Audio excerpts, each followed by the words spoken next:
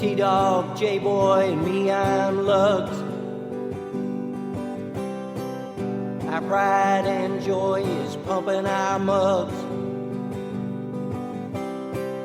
Be careful, kids, it could get rough.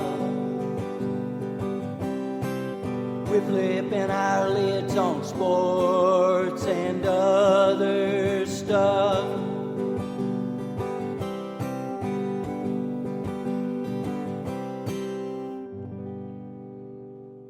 Welcome to Sport Weasel Central. I'm Lugs. I'm J-Boy. And I'm T-Dog. This is Sports and Other Stuff. We're still celebrating our one-year anniversary. The headlines this week, can you believe it? It's NFL kickoff weekend. And continuing our NFL preview, a look at the AFC West. We'll talk about Louisville and Kentucky football. Here we go. NBA, does anybody really care? And Novak, no more Djokovic, please. So here we go. Topic number one. Upward, onward. The NFL season kicks off Thursday with the Texans and Chiefs under the cloud of COVID-19.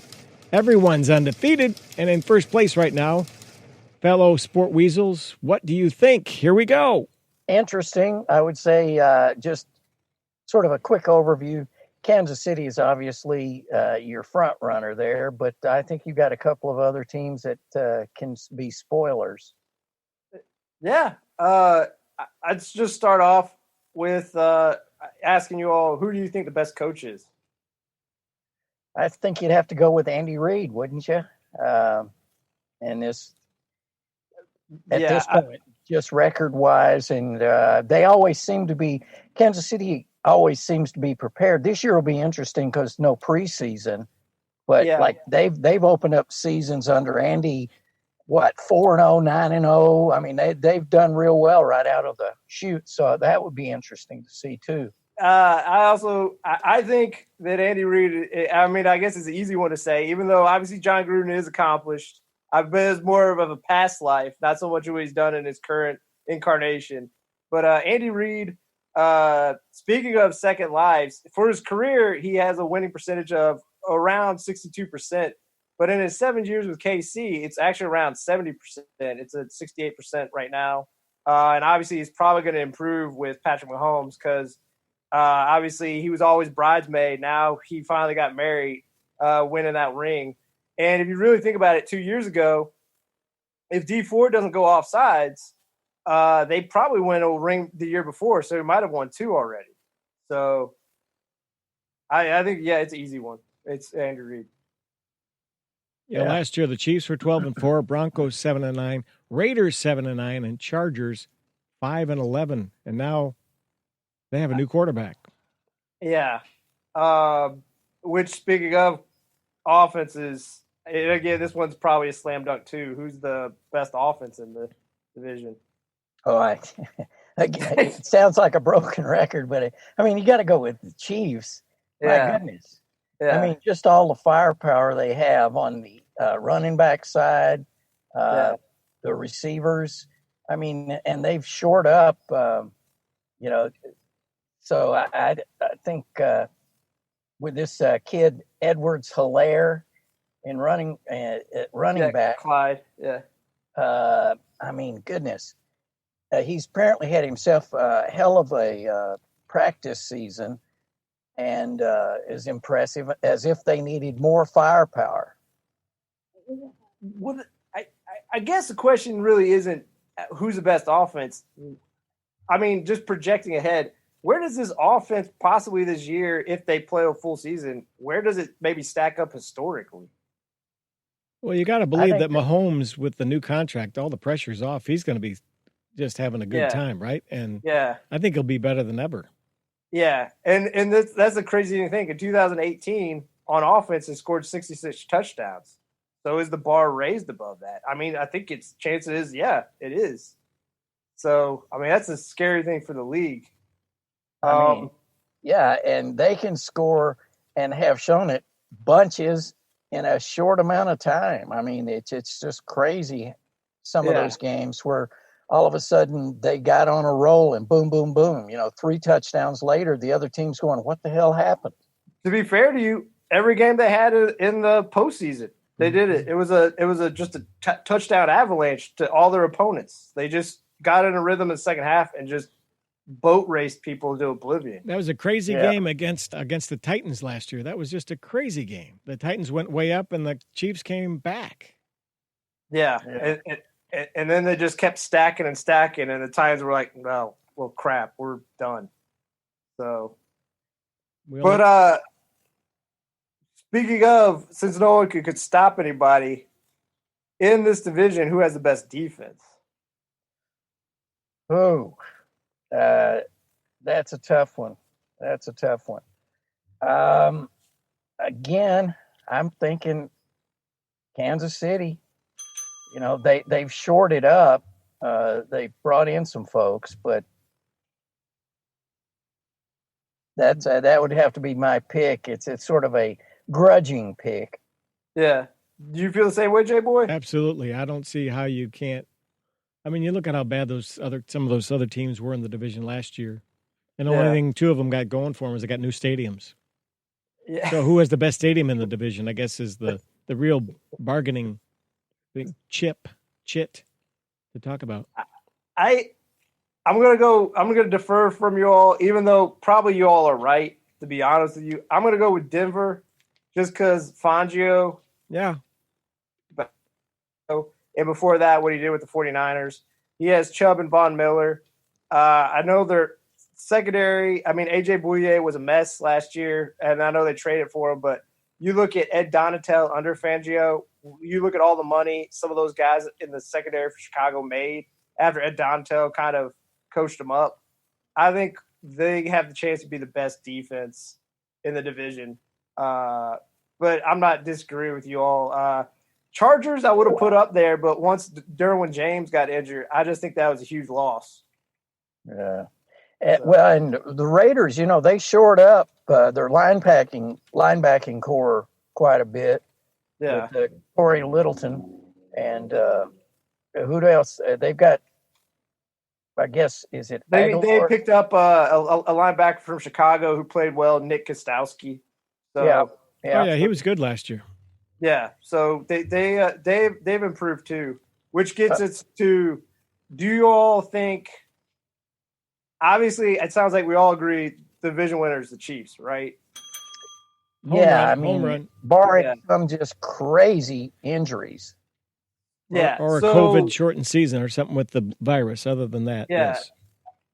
So do you have any wild cards out of this? Not a one. No. I mean, I'm looking at, say, Denver. I would say the best they can do. I looked at their schedule a little bit. 6-10 would be for them. Raiders maybe 9-7 if on a good day. And then the LA Chargers. I don't think they're like the Jacksonville of the AFC West. Wow. I will, again, as the 7th seed, not what, right. Last year they would have got in. Yep. I have the Raiders making it as the 7th seed because I think the addition of Henry Ruggs, Brian Edwards at receiver, in addition to Darren Waller coming out of nowhere and exploding, that gives them enough pieces receiving wise, in addition to Jacobs in the backfield, who, if you think about how well he was running before they finally decided to essentially ice him last year because of his shoulder injury, I think that would have helped them. They have a great O-line. Derek Carr, while, again, no one's ever going to go gaga for him, played well last year, and I think they can squeeze in as a 7th seed. Just a sort of an odd thought out of all this. Lynn Bowden's there, actually, they traded him. Did they? They traded him to the Dolphins because word was that he wasn't. They didn't want to really get into it, but it sounded like there was some personality problems that they did want to really address, and also on top of that, from a speed standpoint, for a guy who led the SEC in rushing last year, they didn't really see it in any of the practices, so they traded him to Miami. Well. Mr. Bowden, have a good time. Yeah. And just a couple of other NFL notes before we get away from the topic. Fournette going to Tampa Bay. I mean, think about that. He's in the Tommy offense now. He might actually, not be the guy they're keying on all the time. So he may be good. He landed well. And my other favorite thing of this week is Philly signs Josh McCown to a practice squad deal. He stays in Texas and never goes near the team just so that he can avoid COVID in case they, is that amazing?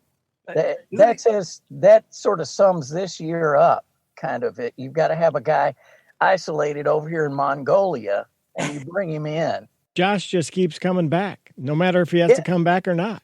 What is he, like 40, 41? I think he's 41. The crazy thing is, too, and maybe I'm going to get this number wrong, I think he's essentially getting paid $12,000 a week. Nice. I mean, that's a pretty nice gig. I guess he just has to stay in shape and, be ready. He's a 41-year-old American football quarterback. Yes, it says so on the wiki, so that must be true. Wow. Oh, okay. So he stays in Texas. That's a heck of a bullpen call, isn't it? Can he get there by the second half if the starter goes down? Well, maybe if they play in the South, he could make it. Yeah, who knows? I mean, I just like that. On cool. Game days, he'll be at like a Howard Johnson, like 3 blocks away from wherever they are. You checking in, son? Yeah. So yeah, I'm checking in. When he signs that contract, I would be curious. Does he sign that he won't go to restaurants? He won't go to bars? You got to figure at 41, he's got kids. And so he's not actually out partying, but it just sounds, to stay in an isolated box. Did you come in contact with anyone? Oh, I went to Dairy Queen with my kids. That's about what you got with that guy. Yeah.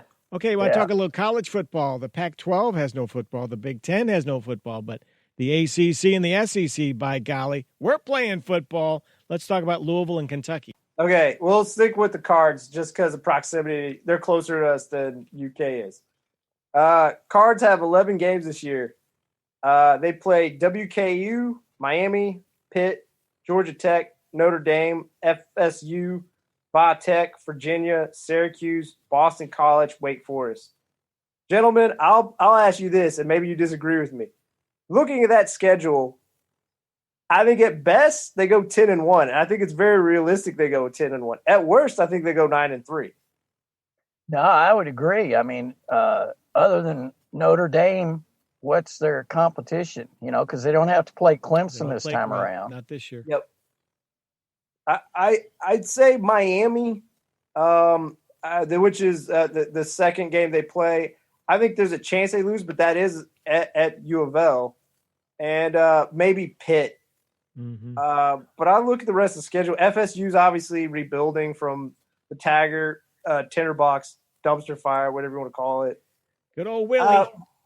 Va Tech is pretty good, but again, I just look at, bringing back Mikhail Cunningham, Javian Hawkins, Tutu Atwell. I just think they have so much firepower, and they're going to be better this year. Like I said, they could go 10-1. Yeah, and I think their defense is going to be much, much improved because they've got some guys now that have some experience, and they're hungry. Lamar Jackson was touting the virtues of Cunningham just this week. He was saying, "You guys watch out. He's underrated. He's coming along." Yeah, I believe it. I mean, he played well. And again, that's the thing is it's the same thing with FSU. I'm not going to say FSU is going to have the same year U of L had last year. I think they'll be a lot better last year than they were the year before. But they're just rebuilding it. Where the same thing with U of L, they're rebuilding it last year, and that they went 8-5 last year. Yep. An amazing season, really, considering the year before. What were they, 3-12 or 3 and whatever it was? Anyway, yeah. I do have to say, unfortunately, going to Lexington, Wildcats. Looking at their schedule, this is their schedule: Auburn, Ole Miss, Mississippi State, Tennessee, Georgia, Missouri,